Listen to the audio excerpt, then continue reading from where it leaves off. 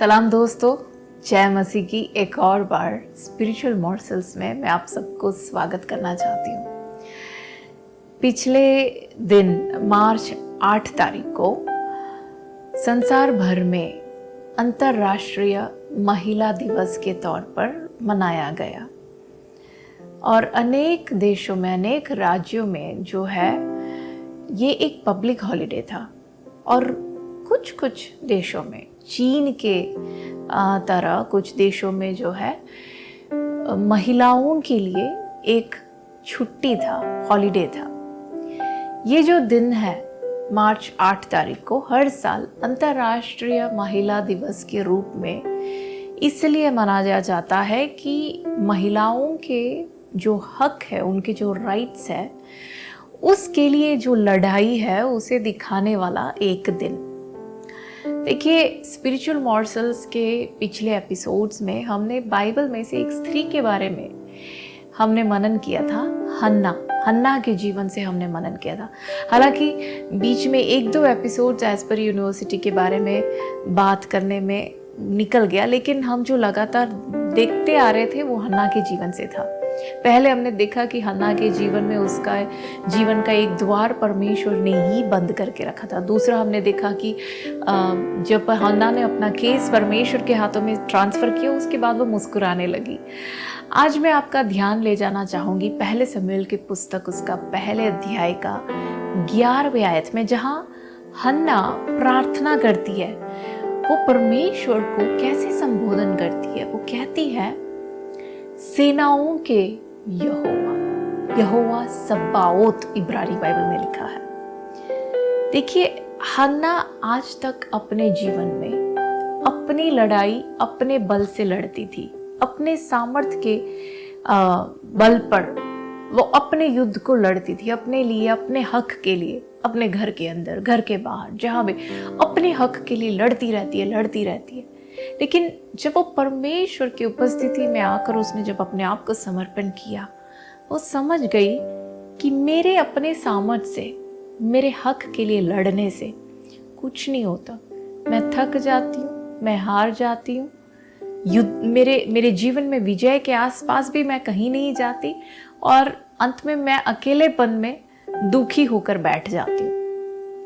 लेकिन जब वो परमेश्वर की उपस्थिति में उसने अपने आप को समर्पण किया, उसको परमेश्वर ने अपने आप को एक अलग रीति से प्रकट किया, और वो है यहोवा सब्बाओत, सेनाओं का परमेश्वर, सेनाओं का यहोवा। देखिए बहनों, ये एक गुप्त बात है, एक रहस्य है जो परमेश्वर ने अपने आप को इस लेडी के सामने, इस हन्ना के सामने प्रकट करके दिखाया।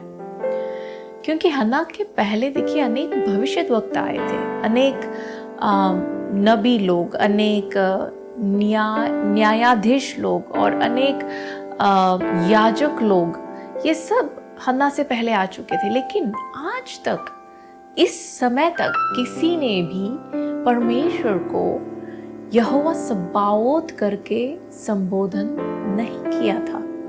मूसा ने परमेश्वर को अलग अलग नाम से बुलाया, अब्राहम ने परमेश्वर को अलग अलग नाम से बुलाया, इसहाक ने, याकूब ने, इन सभी लोगों ने परमेश्वर को अपने अपने परिस्थितियों में अलग अलग नाम से बुलाया। लेकिन आज तक किसी ने भी यहोवा सब्बाओत कर परमेश्वर को नहीं बुलाया।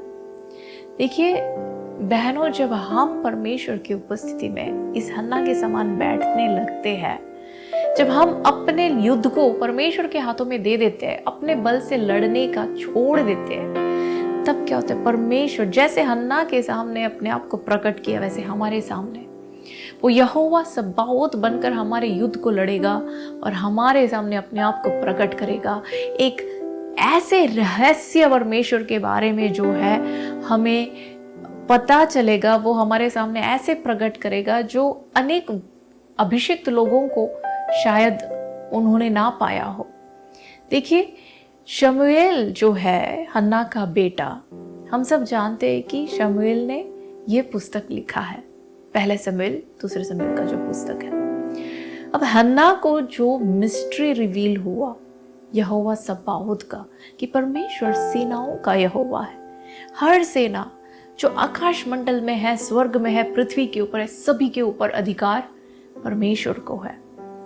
तो विजय देने वाला सिर्फ परमेश्वर है। जब ये ज्ञान हन्ना को आया, हन्ना ने क्या किया, अपने बेटे शमूएल को ये हैंड ओवर किया, अपने बच्चे को उसने ये सिखाया।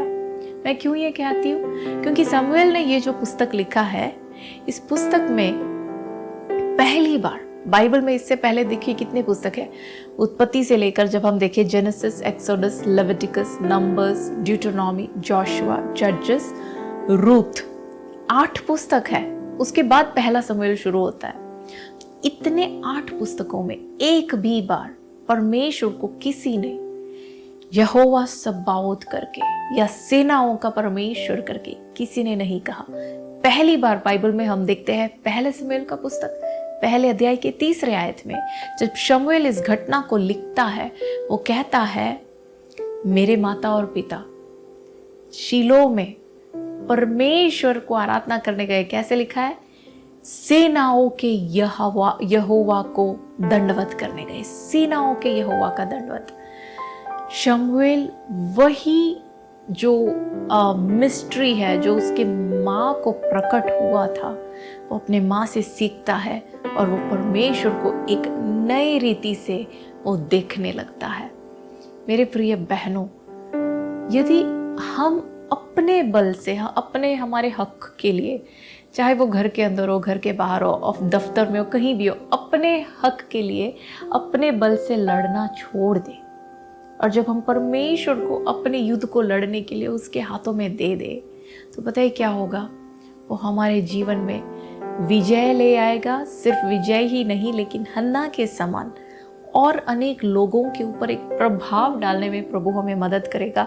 खासकर आने वाले पीढ़ी के ऊपर, आने वाले पीढ़ी को प्रभावित करने में परमेश्वर हमें मदद करेगा। प्रभु आप सबको आशीष दे। God bless you.